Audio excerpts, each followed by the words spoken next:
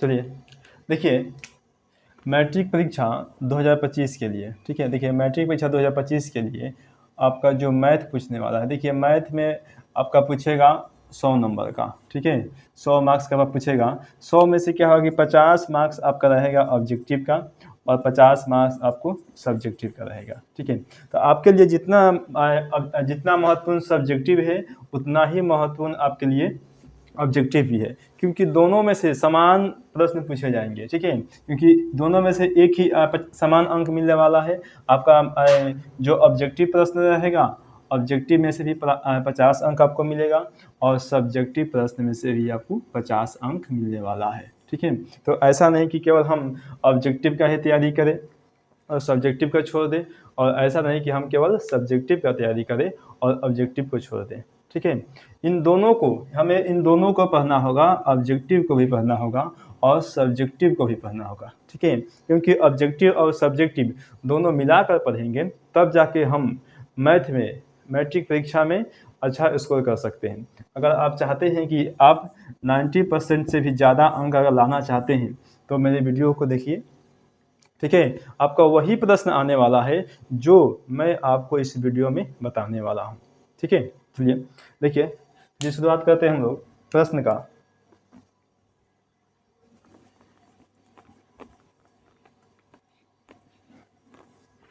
देखिए पहला जो प्रश्न है, त्रिकोणमिति से हम आपको पहला एक प्रश्न बताते हैं, ठीक है, पहले त्रिकोणमिति से बताते हैं। उसमें से बहुत सारे प्रश्न ऐसे होते हैं जो बच्चे से बन नहीं पाते हैं, होते बहुत इजी हैं लेकिन बनते नहीं हैं, ठीक है। तो मैं क्या करता हूँ, पहले आपको त्रिकोणमिति से एक सवाल बताता हूँ। देखिए एक प्रश्न है कि साइन 18 डिग्री बटा में कॉस 72 डिग्री, कॉस 72 डिग्री। अब देखिए इस प्रश्न को दो प्रकार से पूछता है, इस प्रश्न को दो प्रकार से पूछता है। अगर आपसे कभी कभी इस प्रश्न को ऑब्जेक्टिव में पूछता है और कभी कभी इस प्रश्न को सब्जेक्टिव में पूछता है। जब इस प्रश्न को सब्जेक्टिव में पूछेगा तो 2 नंबर का पूछेगा, लेकिन जब इसी प्रश्न को ऑब्जेक्टिव में पूछेगा तो 1 नंबर पूछेगा। देखिए ध्यान रखिएगा, पहले हम आपको थोड़ा सा ऑब्जेक्टिव के बता देते हैं, ठीक है, उसके बाद सब्जेक्टिव बताएंगे इसका। देखिए अगर इस प्रकार का कोई भी प्रश्न आपको मिले, इस प्रकार का बट्टा वाला कोई भी प्रश्न आपको मिले जिसका मान, ठीक है, एक यहाँ पर मान कुछ भी हो, जिसका मान यहाँ पर कुछ भी हो, हमें उससे कोई मतलब नहीं है, ठीक है। इस प्रकार का प्रश्न आपको बाटा वाला का कोई भी प्रश्न मिलेगा, बस हमें इस बात का ध्यान रखना है, ये ऊपर और नीचे दोनों को जोड़ देना है। कितना है, 18 प्लस 72 कितना हो जाएगा, 90 डिग्री, ठीक है। ध्यान रखना है जैसे ही जोड़ने पर कितना मिलेगा, 90 डिग्री। तो बिना सोचे समझे आपको आंसर मानना है 1, हर हाल में आपका आंसर सही होगा, ठीक है। ऑब्जेक्टिव के हिसाब से इसका आंसर हमेशा क्या होगा, 1 होगा। ध्यान रखना है कि दोनों को जोड़ने पर 90 आना चाहिए, दोनों को जोड़ने पर 90 आ रहा है, इसका मतलब इसका क्या होगा, आंसर 1 होगा, ठीक है। चलिए अब हम इसे बताते हैं सब्जेक्टिव में इसे कैसे बनाएंगे जब ये पूछेगा 2 नंबर का, ठीक है।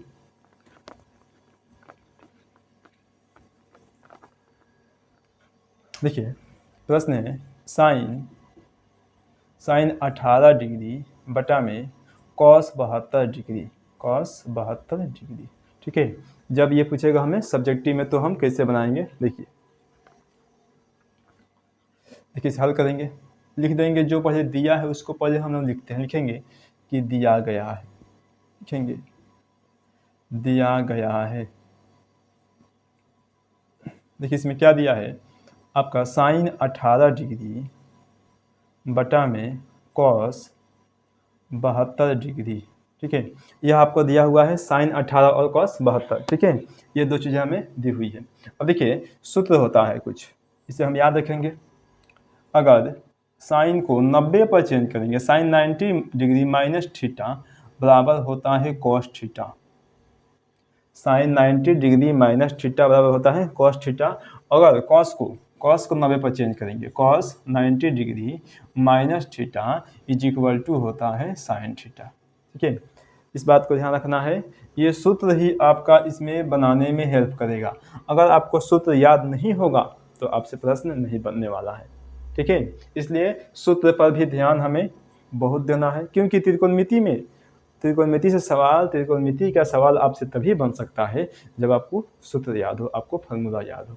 ठीक है, तो देखिए अब देखिए इसमें से हम किसको बदलें, अब देखिए यहाँ पर साइन 90 माइनस थीटा बराबर होता है कॉस थीटा। अब देखिए यहाँ पर जो थीटा है वही थीटा कहाँ आ गया, यहाँ पर आ गया, यानी कि यहाँ पर कुछ भी अंक होगा वो यहाँ पर आएगा। जैसे मान लीजिए हम लिखते हैं कि साइन 90 डिग्री माइनस के ए, साइन 90 डिग्री माइनस ए तो क्या हो जाएगा, कॉस ए, यानी कि यहाँ पर जो हो रहा है वही यहाँ पर होगा। अगर हम लिखे देखिए साइन 90 डिग्री माइनस के 10 डिग्री तो यहाँ पर क्या हो जाएगा, कॉस 10 डिग्री, क्योंकि यहाँ पर जो होता है वही यहीं पर होता है और यहाँ पर जो है वही यहाँ पर है। ठीक है, अब देखिए इसको हम क्या करना है, इसमें से किसी एक को बदलेंगे, या तो इसको बदलेंगे या तो इसको बदलेंगे। ठीक है, चलिए हम ऊपर वालों को बदलते हैं। देखिए साइन है तो साइन को साइन लिखेंगे 90 माइनस, अब देखिए नीचे कितना है 72 है, नीचे 72 है तो लिख देंगे 72 डिग्री, बटा में कितना है कॉस 72 तो कॉस 72 लिखेंगे। और अभी हमने सीखा कि sine 90 minus theta, sine 90 minus theta बराबर कॉस थीटा, तो साइन 90 माइनस थीटा बराबर क्या हो जाएगा कॉस, और थीटा की जगह पर कितना है 72 डिग्री लिख देंगे, 72 डिग्री बटा में कॉस 72 डिग्री, कट गया कितना बार में, एक बार में, आपका आंसर आ गया 1। ठीक है, अगर आपसे 2 नंबर का प्रश्न पूछता है तो इस प्रकार से बनाएंगे एग्जाम में, और आपका 2 नंबर हर हाल में मिलेगा। ठीक है, और 1 नंबर का पूछेगा तो कुछ बनाना ही नहीं है, समझिए कि जोड़िए बस कि हाँ 90 आ रहा है, 1 मारिए आंसर, और एम सीट आपको भरने से मतलब है, 1 नंबर हर हाल में मिलेगा आपको। ठीक है, चलिए देखिए, चलिए अब आते हैं हम लोग अगला प्रश्न 2 नंबर में। देखिए दूसरा का जो प्रश्न है वो क्या है। ठीक है, इसी में कि हम आपको एक और प्रश्न बताते हैं 2 नंबर। देखिए 2 नंबर प्रश्न है, कह रहा है कि टेन 26 डिग्री बटा में कॉट 64 डिग्री, टेन 26 डिग्री बटा में कॉट 64 डिग्री। ठीक है, ये भी प्रश्न दिया है, ये भी उसी में का प्रश्न है।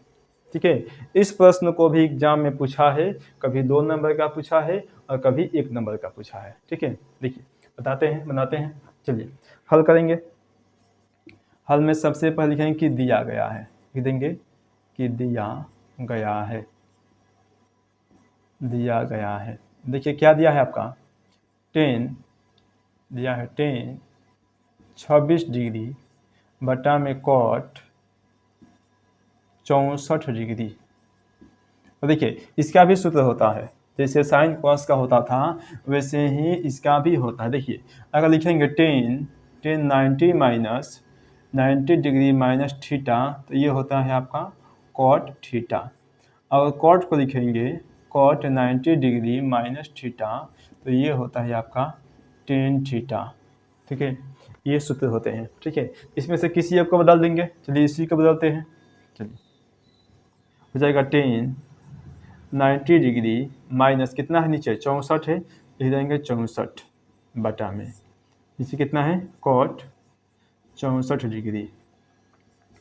अब देखिए 90 माइनस थीटा बराबर होता है कॉट थीटा, लिख देंगे कॉट, यहाँ पर कितना है 64 है, लिख देंगे 64 डिग्री बटा में कितना है 64 कॉट 64। देखिए कट गया, ना गया आपका आंसर, ये क्या आ गया। ठीक है, ये इसी प्रकार से आपको एग्जाम में प्रश्न बनाकर आना है, आपका 2 नंबर हर हाल में इससे मिलेगा, और 1 नंबर मिलेगा तो पता ही है, दोनों को जोड़ देंगे 90 मिलेगा और इसका मान क्या लिख देंगे 1 लिख देंगे। ठीक है, चलिए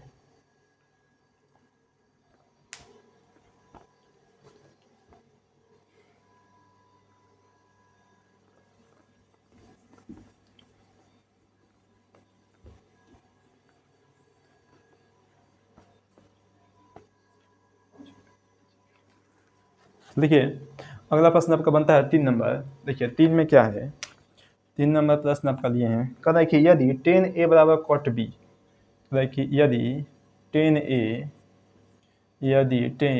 ए बराबर कॉट बी बराबर कॉट बी। ठीक है, तो सिद्ध कीजिए कि तो सिद्ध कीजिए कि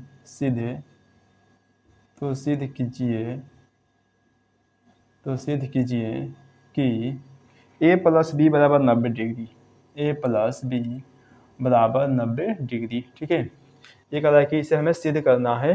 ये प्रश्न आपका एग्जाम में कितनी बार पूछा हुआ है। ठीक है, इसे सिद्ध करने वाला 2 नंबर का पूछता है। ठीक है, कि एग्जाम में, बोर्ड एग्जाम में 2 नंबर का ये पूछेगा।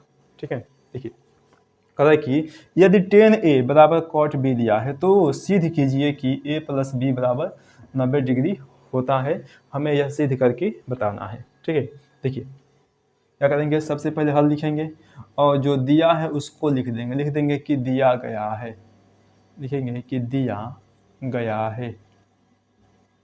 देखिए क्या दिया है आपका, tan A बराबर cot B, tan A बराबर cot B दिया है। ठीक है, यह आपका दिया हुआ है। अब देखिए अभी हमने सीखा था कि cot B को क्या लिख सकते हैं हम लोग, cot B को हम लिख सकते हैं, देखिए cot B को लिख सकते हैं हम tan 90 डिग्री माइनस के बी। ठीक है, यह हम लिख सकते हैं। अभी हमने इसके पहले वाले सवाल में इसका सूत्र आपको लिखवाए हैं। देखिए इसको tan A लिखेंगे बराबर, इसके बदले में हम लिखते हैं ये वाला tan 90 डिग्री माइनस के बी। अब देखिए 10 से 10 कट जाएगा, बचेगा A बराबर में 90 माइनस 90 डिग्री माइनस के बी। अब देखिए ये जो b है इधर बराबर के इधर है तो माइनस में है, जब ये इधर आएगा तो हो जाएगा प्लस में, तो a आप प्लस में b बराबर हो गया आपका 90 डिग्री। देखिए आ गया a प्लस बी बराबर 90 डिग्री। ठीक है, तो ये हो गया आपका सिद्ध हो गया, लिख देंगे प्रूव्ड। ठीक है, छोट छोट प्रश्न है लेकिन आपके एग्जाम में परेशान कर देते हैं और ये प्रश्न आपका 2 नंबर का आता है। ठीक है, चलिए देखिए, चलिए देखते हैं अगला प्रश्न। देखते हैं अगला प्रश्न क्या है।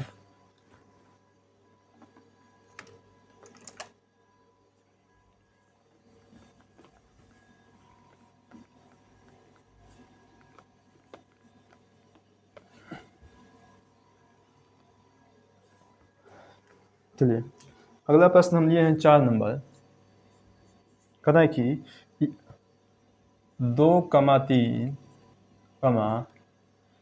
4,1, 2,3 और 4,1 के बीच की दूरी ज्ञात कीजिए। बीच की दूरी ज्ञात करें, कि इन दोनों के बीच के हमें दूरी ज्ञात करना है कि 2,3 और 4,1 के बीच की दूरी ज्ञात करें। ठीक है, ऐसा प्रश्न दिया है। देखिए चलिए हल करते हैं। लिखेंगे माना कि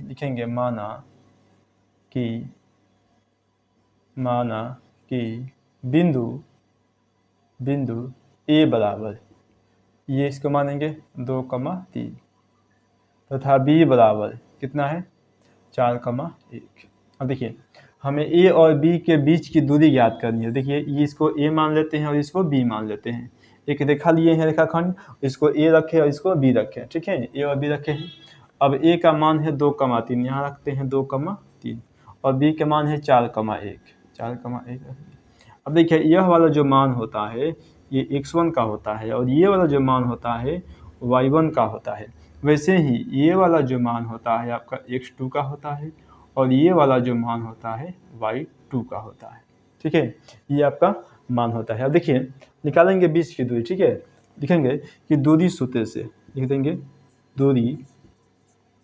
दूरी सूत्र से क्या होता है सूत्र, ए बी बराबर √अंडर x2 माइनस x1 का whole square plus y2 minus y1 का होल स्क्वायर। ठीक है, ये आपका सूत्र होता है। देखिए इसी पर रख देंगे, आपका आंसर आ जाएगा। चलिए x2 का मान कितना है 4 है, यही ना है, लिख देंगे 4 माइनस x1 का मान 2 है तो 2 लिख देंगे, स्क्वायर है तो स्क्वायर कर देंगे, प्लस y2 का मान 1 है तो 1 लिखेंगे, माइनस y1 का मान 3 है तो 3 लिखेंगे।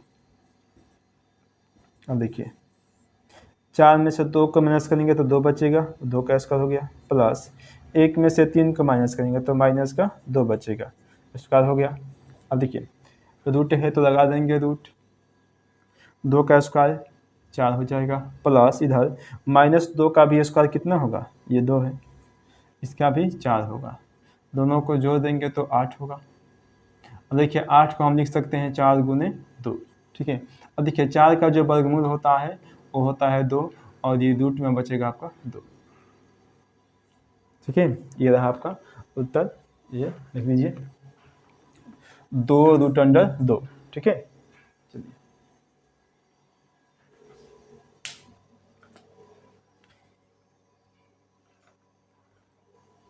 हो गया। चलिए देखते हैं अगला प्रश्न।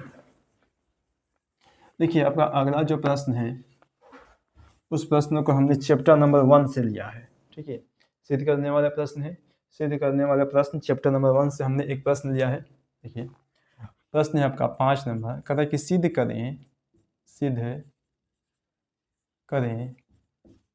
कि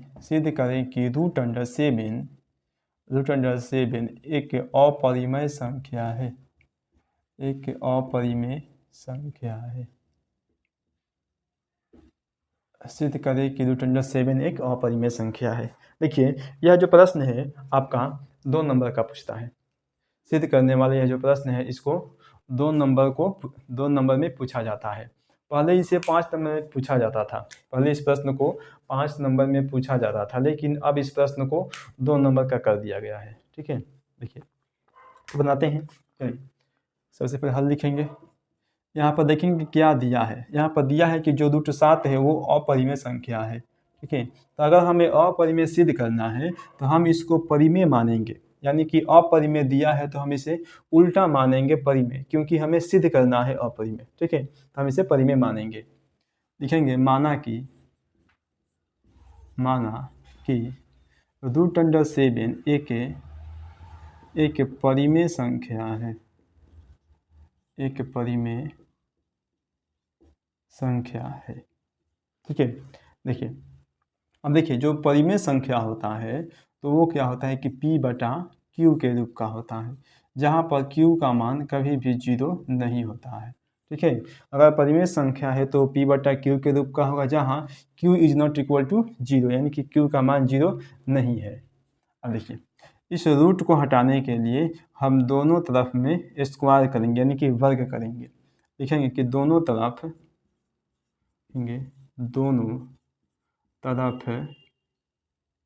वर्ग करने पर देखिए क्या हो जाएगा, यह होगा आपका √7 का स्क्वायर बराबर P/Q का स्क्वायर।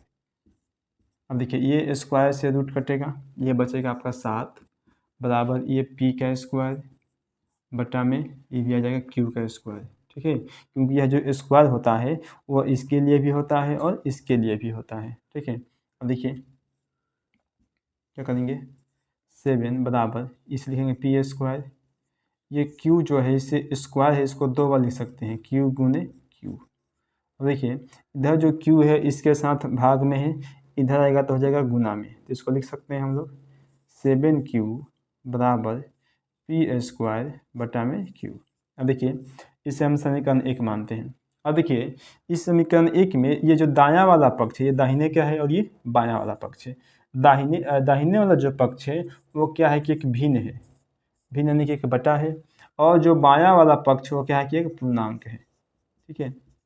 तो देखिए क्या ये वाला संख्या, ये बटा वाला संख्या कभी भी इस संख्या के बराबर होगा, यानी कि कोई भी संख्या जो भिन्न है वो भिन्न कभी भी पूर्णांक के बराबर नहीं होगा, ठीक है। यानी कि यहाँ पर अगर आप मान कुछ रख कर भी देखते हैं तो कभी भी ये वाला संख्या इस संख्या के बराबर नहीं हो सकता है, कभी भी बाटा वाला संख्या इस पूर्णांक वाले के बराबर नहीं हो सकता है, ठीक है। देखिए तो क्या करेंगे और हम लिख देंगे, देखिए इस समीकरण 1 में दायां दायां पक्ष भिन्न है, दायां पक्ष क्या है कि भिन्न है, तथा बायां पक्ष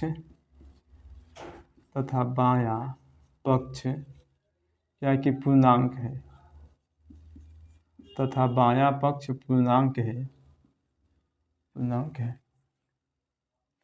ठीक है, पूर्णांक है, जो कि बराबर होना संभव नहीं है, ठीक है। इसलिए हमारा मानना गलत है,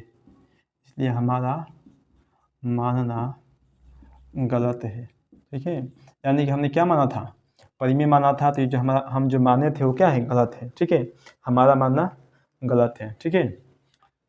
अतः √7 एक क्या है कि परिमेय संख्या है, अपरिमेय संख्या